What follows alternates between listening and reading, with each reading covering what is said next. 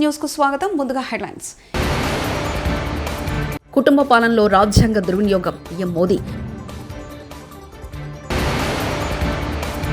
ఏపీలో కొత్త university CM Chandrababu కీలక ప్రకటన.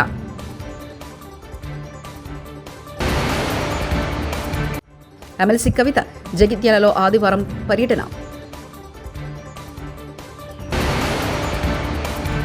సినిమాల నుంచి మంచి కన్నా చెడ ఎక్కువ తీసుకుంటున్నారు హోంమంత్రి అనిత. దేశాన్ని 55 ఏళ్లు పాలించిన నెహ్రూ గాంధీ కుటుంబమే రాజ్యాంగాన్ని అత్యధికంగా దుర్వినియోగం చేసిందని ప్రధాని నరేంద్ర మోదీ అన్నారు. తొలి ప్రధాని నెహ్రూ స్వయంగా రాజ్యాంగ దుర్వినియోగం పాల్పడ్డారని, ఆయన బాటలోనే తనయ ఇందిరాగాంధీ నడిచిందని వ్యాఖ్యానించారు. భారత రాజ్యాంగం అమల్లోకి వచ్చేది 75 ఏళ్లు పూర్తయిన సందర్భంగా లోక్సభలో చర్చకు ప్రధాని మోదీ సమాధానమిచ్చారు. ఈ సందర్భంగా ఆయన సుదీర్ఘంగా 2 గంటలు మాట్లాడారు. అంబేద్కర్ నేతృత్వంలో రాజ్యాంగకర్తలు అద్భుత రాజ్యాంగాన్ని రచించారని, దాన్ని నెహ్రూ గాంధీ కుటుంబం ఇష్టం వచ్చినట్లు మార్చేసిందని వ్యాఖ్యానించారు. 1951లో తొలి సవరణతో నెహ్రూ రాజ్యాంగ దుర్వినియోగం తెరతీశారని చెప్పారు. రాజ్యాంగం అడ్డొస్తే మార్చేద్దామని స్వయంగా నెహ్రూ రాష్ట్రాల ముఖ్యమంత్రులకు లేఖ రాశారని ప్రస్తావించారు. 1975లో ప్రజల రాజ్యాంగ హక్కుల్ని ఉల్లంఘిస్తూ ఇందిరాగాంధీ ఎమర్జెన్సీ విధించినప్పుడు రాజ్యాంగానికి కేవలం 25 ఏళ్లు మాత్రమేనన్నారు. సమాజ్ को विकास का लाभ मिले, सबका साथ सबका विकास हो. तीसरा संकल्प है भ्रष्टाचार के प्रति जीरो टॉलरेंस हो. भ्रष्टाचारी की सामाजिक स्वीकार्यता न हो. भ्रष्टाचारी की सामाजिक स्वीकार्यता न हो. चौथा संकल्प है. ఏపీలో త్వరలో పొట్టి శ్రీరాములు తెలుగు యూనివర్సిటీ నెలకొల్పబోతున్నామని ఆంధ్రప్రదేశ్ ముఖ్యమంత్రి నారా చంద్రబాబు నాయుడు ప్రకటించారు. తెలుగు వారంతా గర్వంగా చెప్పుకునే రోజు ఈ రోజని తెలిపారు. ఇవాళ ఆదివారం ఉదయం 11 గంటలకు విజయవాడలోని తుమ్మలపల్లి కళాక్షేత్రంలో నిర్వహిస్తున్న కార్యక్రమానికి ఆంధ్రప్రదేశ్ ముఖ్యమంత్రి నారా చంద్రబాబు నాయుడు హాజరయ్యారు. పొట్టి శ్రీరాములు 72వ వర్ధంతి సందర్భంగా ఘన నివాళులర్పించారు. ఉమ్మడి మద్రాసు నుంచి తెలుగువారికి ప్రత్యేక రాష్ట్రం కోసం పొట్టి శ్రీరాములు సాగించిన మహోత్తర పోరాటం మరవలేదన్నారు. పొట్టి శ్రీరాముల త్యాగం వల్ల మనమంతా తెలుగు వాళ్ళమంటున్నామని అన్నారు. తెలుగు జాతి కోసం ఆలోచన చేసి ప్రాణత్యాగం ద్వారా సాధించిన వ్యక్తి పొట్టి శ్రీరాములని కొనియాడారు. 58 రోజులు అమర దీక్ష చేసి ఆంధ్రప్రదేశ్ సాధించారని సీఎం చంద్రబాబు అన్నారు. గుంటూరులో యువజన నవ్య సాహితీ సమితి మొదటిసారిగా ఏర్పాటు చేసి 1953లో 3 వరకు 50 ఏళ్లు పోరాటం చేశారంటే 50 సంవత్సరాలు పోరాటం చేసిన తర్వాత పొట్టి శ్రీరాములు గారు ప్రాణత్యాగం చేసిన తర్వాత తెలుగు రాష్ట్రం వచ్చింది, భాషా ప్రయుక్త రాష్ట్రం వచ్చింది. అంటే ఏ విధంగా జరిగిందనేది ఒక ఉదాహరణ. ఈరోజు స్వాతంత్రం కోసం పోరాడారు, మహాత్మా గాంధీ గారు పోరాడారు. ఆయనతో సమానంగా వీరోచితంగా మీరు చూస్తే ఎంతో మంది పోరాడి కొంతమంది వీరోచితంగా ఒక విధంగా చెప్పాలంటే యుద్ధాలే చేశారు. అల్లూరి సీతారామరాజు గారు చూశాం. ఆయనైతే గిరిజనులందరినీ కలుపుకొని యుద్ధం చేసి కడాన ఈయనుంటే రాబోయే రోజుల్లో పెద్ద ఎత్తున విప్లవం వస్తుందనే ఉద్దేశంతో ఆయన దారుణంగా చంపేసే పరిస్థితికి వచ్చారు. ఇంకొక పక్క మన తెలుగు జాతిని చూస్తే 1912లో గుంటూరు, కృష్ణా, గోదావరి జిల్లాల్లో సంయుక్త సదస్సు పెట్టి నిడదవోల్లో ఆ రోజు పెద్ద మీటింగ్ పెట్టారు. వీళ్ళందరూ ఒకటే అడిగారు, తెలుగు జాతికి ఒక రాష్ట్రం ఇవ్వాలి అని పోరాటం చేసి 1913లో అయితే ఆంధ్ర మహాసభ పెట్టి బాపట్లో కూడా నినదించారు. ఒక విషయం మీరు చూసినప్పుడు పట్టాభి సీతారామయ్య గారు ఒక మాట అంటారు, మనకు తమిళ మంత్రులు ప్రత్యేక రాష్ట్రం ఇచ్చే లోపే బ్రిటిష్ వాళ్లే స్వతంత్రం ఇస్తారని చెప్తే కడాన అదే నిజమయ్యే పరిస్థితికి వచ్చింది. మన వాళ్ళు కూడా మనకు సహాయం చేసే పరిస్థితి లేకుండా ముందు ఆయన చెప్పినట్టు బ్రిటిష్ వాళ్ళు ఇచ్చే పరిస్థితికి వచ్చింది. దీంట్లో కూడా చాలా కమిటీలు వేశారు, మీరు అది కూడా గుర్తుపెట్టుకోవాల్సిన అవసరం ఉంది. పొట్టి శ్రీరాములు వర్ధంతి సందర్భంగా AP deputy CM Pawan Kalyan ఆదివారం విజయవాడలోని ఆయన విగ్రహానికి పూలమాలలు వేసి ఘనంగా నివాళులర్పించారు. అనంతరం ఆయన మాట్లాడుతుండగా గట్టిగా మాట్లాడాలని అభిమానులు కోరారు. వర్ధంతి కెరుదా అరిస్తే బాగోదంటూ పవన్ చెలోక్తి విసిరారు. మహనీయుల వర్ధంతి జయంతిలో చేయాలని, భవిష్యత్తు తరాలకు వారి సేవలను తెలియజేలా చేయాలని అన్నారు. మనుషులకు మరుపు చాలా సహజమని, ఇటువంటి కార్యక్రమాల ద్వారా మనం గుర్తు చేసుకుంటామని పవన్ అన్నారు. థాట్ ప్రాసెస్ ఎలా ఉండిందంటే ఆయన చదువుతూ ఉంటాయని ఒకవైపు నరికేస్తా ఉన్నారు పాకిస్తాన్లో హిందువుల్ని, అలాంటి సమయంలో ఇంకొక మూల మన ఉమ్మడి మద్రాసు రాష్ట్రంలో చాలా వివక్ష అనుభవిస్తూ అవమానాలు భరిస్తూ తెలుగు వారికి గుర్తింపు లేదు. అలాంటి సమయంలో తెలుగు ఉనికి కోసం, ఆంధ్రుల ఉనికి కోసం ఒక రాష్ట్రాన్ని ఏర్పాటు చేసుకునే క్రమంలో పొట్టి శ్రీరాములు గారు ప్రాణం పోవటం ఇవన్నీ దేశాన్ని కదిలించేసి ముందు ఏం పెద్ద జరగదు అనుకున్నారు. నెహ్రూ గారు అన్నది కూడా ఏంటంటే అసలే రాష్ట్ర విభజన జరిగిన ఈ పరిస్థితుల్లో మళ్ళీ ఈ వివక్ష ఏంటి, మళ్ళీ కూర్చోబెట్టి భాషా ప్రయుక్త రాష్ట్రాలు దేశాన్ని ఎలా కలిపించాలి అనేది ఆయనది. ఒకవైపు ఏమో వాస్తవం ఏంటంటే ఇక్కడ మీరు సంబంధం లేదని చెప్పేసి వివక్ష. వీటి మధ్యలో రాష్ట్ర నాయకులు కానీ దేశ నాయకులు కానీ ఎంతో నలిగిపోయి ఆయన కూడా ఎందుకు ఆయన మీద కోపం, అందరికి ఎందుకు రాలేకపోయారు, ఎందుకు శవాన్ని మోయడానికి ఎందుకు రాలేదంటే కోపం అన్నమాట. ఆయన వదిలేస్తే కొద్దిమంది ఘంటసాల గారు లాంటి పెద్దలు కానీ వీళ్ళందరూ వచ్చి అంటే నలుగురు మన రాష్ట్రం కోసం ఏర్పడిన వ్యక్తికి శవాన్ని మోయడానికి, పాడి మోయడానికి నలుగురు కూడా కనా కష్టాలు పడాల్సి వచ్చిందంటే నిజంగా అది గుండె కదిలించేసింది. అలాంటిది మనం ఈయన మన గుండెల్లో పెట్టుకోవాల్సిన మహానుభావులు ఆయన. ఈ రోజున ఆంధ్రులు అని చెప్పుకుంటున్నాం అంటే ఆయన బలిదానమే మనల్ని ఇక్కడ నించోబెట్టింది. నాకు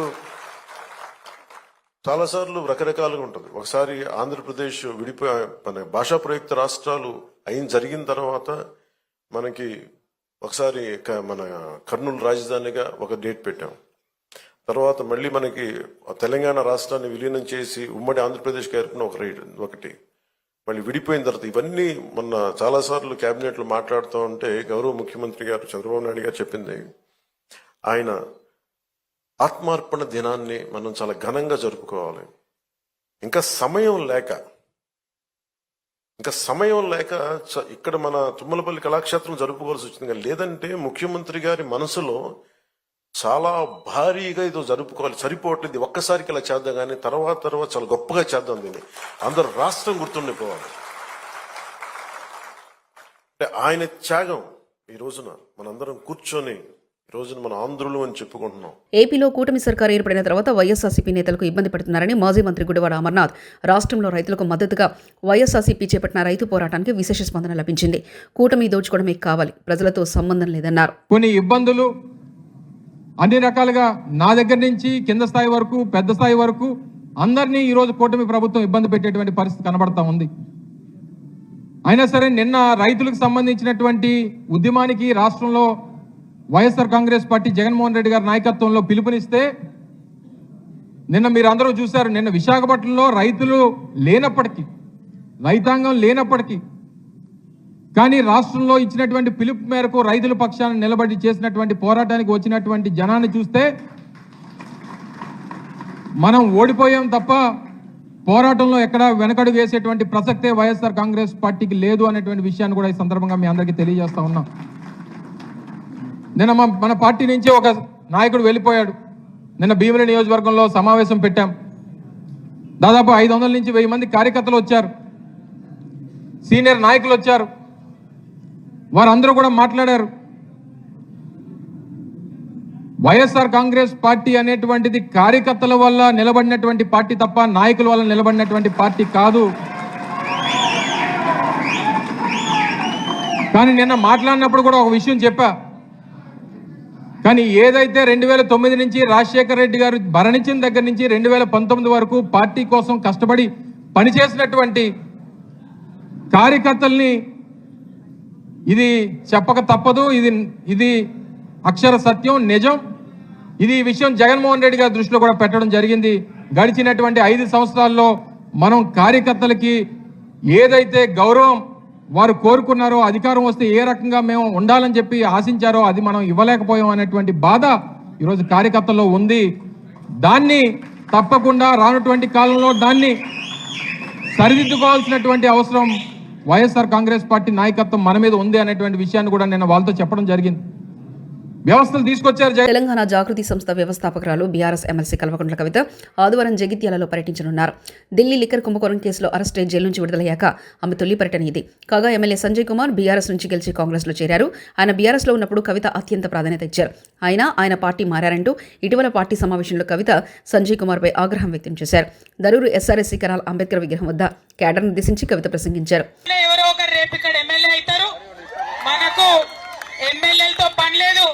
కేసీఆర్ గారి సైనికులు ఉంటే చాలు, ఆటోమేటిక్ గా ఎమ్మెల్యేలు అవుతారు, గవర్నమెంట్ వస్తుంది. మీకు తెలిసిన విషయమే. కేసీఆర్ గారు ఒక్కరు ఉంటే తెలంగాణ తెచ్చుకున్నారు.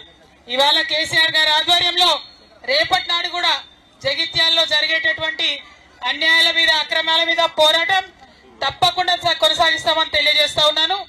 మరి ఇవాళ ఇక్కడికి వచ్చినామంటే ఇంకా పెద్ద కారణం ఉంది. ఏందా కారణం? తెలంగాణ ఉద్యమంలో మనందరం కలిసి కొట్లాడినాం, మనందరం కలిసి ముందుకు పోయినటువంటి సందర్భం. మరి ముందుకు పోయేటప్పుడు ఆనాడు ఉద్యమంలో మనం తెలంగాణ తల్లిని పెట్టుకున్నాం. ఇవాళ కాంగ్రెస్ ప్రభుత్వం వచ్చినాక ఆ తెలంగాణ తల్లి వద్దట, ఆ తెలంగాణ తల్లి చేతిలో ఉండే బతుకమ్మ కూడా వద్దట. నేనేమంటున్నా, తెలంగాణ తల్లిని దూరం చేస్తున్నారు, బతుకమ్మను దూరం చేస్తున్నారు. తల్లులు నిజమైన తెలంగాణ తల్లులందరూ ఇక్కడ నిలబడి ఉన్నారు. సమాజంలో మొదటి పోలీసింగ్ ఇంట్లో అమ్మ నుంచే ప్రారంభం కావాలని హోంమంత్రి అనిత పిలుపునిచ్చారు. పశ్చిమ గోదావరి జిల్లా పాలకొలలో సేవ్ ది గర్ల్ చైల్డ్ పేరుతో నిర్వహించిన 2 క్యారెన్ కార్యక్రమంలో ఆమె పాల్గొన్నారు. ఆడపిల్లలను రక్షించాలనే లక్ష్యంతో మంత్రి నిమ్మల రామానాయుడు చేపట్టిన కార్యక్రమాన్ని అనిత కొనియాడారు. ఆడబిడ్డలను రక్షిద్దాం, సమాజాన్ని కాపాడుకుందామని హితో పలికారు. కాకితో కబురొచ్చినా కూడా ఇక్కడ స్వీట్లు పంచుకునే రోజుల దగ్గర నుంచి ఆడపిల్లని కనాలనుంది అనుకునే పొజిషన్ కి ఈ రోజు చాలా మంది సంఘ సంస్కర్తలే కాదు, ఇలాంటి వ్యక్తులు కూడా ఈ రోజు ముందుకొచ్చి చాలా సంస్కరణలు చేయబట్టి ఈ రోజు కనీసం ఇలాగైనా పరిస్థితి ఉంది. ఇందాక మధుప్రియ మాట్లాడేటప్పుడు కానీ, మన కలెక్టర్ గారు మాట్లాడేటప్పుడు కానీ ఒక మాట చెప్పారు. ఈ రోజు ఆడపిల్ల నువ్వు ఇలాగే ఉండాలి, నువ్వు ఈ టైం అయ్యేసరికి ఇంటికి రావాలి, నువ్వు ఇలాగే బట్టలు కట్టుకోవాలి, ఇలాగే మాట్లాడాలి, ఇలాగే ఉండాలి, బుర్ర దించుకున్నాడు.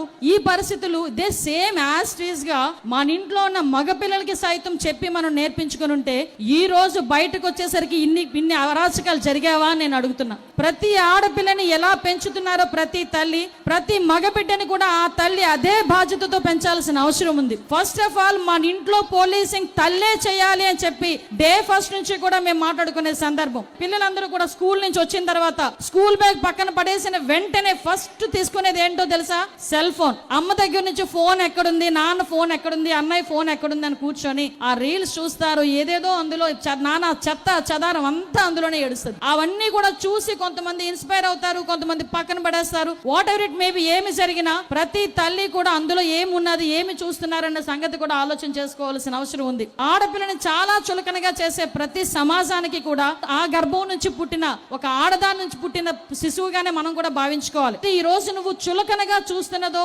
నీచంగా చూస్తున్నదో, అంటే అశ్లీలంగా చూస్తున్నదో, నీ తల్లి లాంటి ఒక ఆడదాన్ని చూస్తున్నాను అన్న ఆలోచన వచ్చిన ప్రతిసారి కూడా ఈ అరాచకాలు తగ్గుముఖం పట్టాలి, పడుతూనే ఉంటాయి. భ్రూణ హత్యలు ఇంకా కడుపులో ఉండగానే ఆడపిల్లని చిదివేస్తున్నారని చెప్పి చాలా బాధపడ్డాం. కానీ ఈ రోజు ఆడపిల్ల పుట్టిన తర్వాత నెలల రోజుల పసికందుని కూడా, ఆ పసికందును కూడా ఆడదాన్ని చూసి వాళ్ళ మీద కూడా అత్యాచారాలు చేసే మృగాలు ఈ రోజు మన మధ్యలోనే ఉన్నారంటే ఒక్కసారి మన పొజిషన్ ఏ పొజిషన్ లో ఉందో ఒక్కసారి మనం ఆలోచన చేసుకోవాలి. ఎందుకంటే ఈ రోజు నేను హోమ్ మినిస్టర్ గా నేను చూస్తున్నా, కొన్ని సందర్భాలు చూస్తుంటే భయం వేస్తుంది. పుట్టిన తర్వాత ఆడబిడ్డ రక్షణ గురించి కూడా ఒక సామాజిక బాధ్యత తీసుకొని మీలాంటి మంత్రులు, మాలాంటి మనవలాంటి అందరం కూడా ఈ రోజు చేయి కలిపి స్టేజ్ కూలీ కింద పడ్డ కూటమి నేతలు. Kakinada urban development authority chairman Tummalababu ప్రమాణ స్వీకార అభినందన సభను ఆదివారం నిర్వహించారు.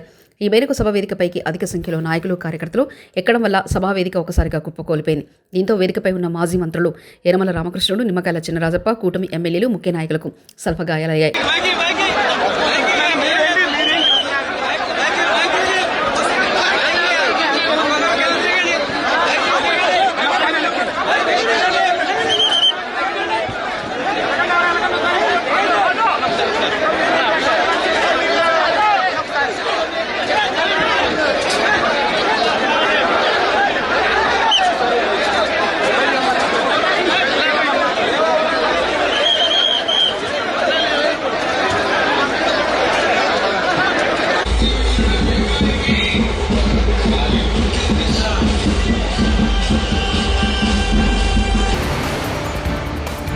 కుటుంబ పాలనలో రాజ్యాంగ దుర్వినియోగం పీఎం మోదీ.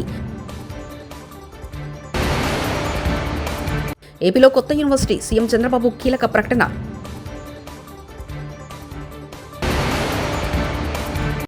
ఎమ్మెల్సీ కవిత జగిత్యాలలో ఆదివారం పర్యటన.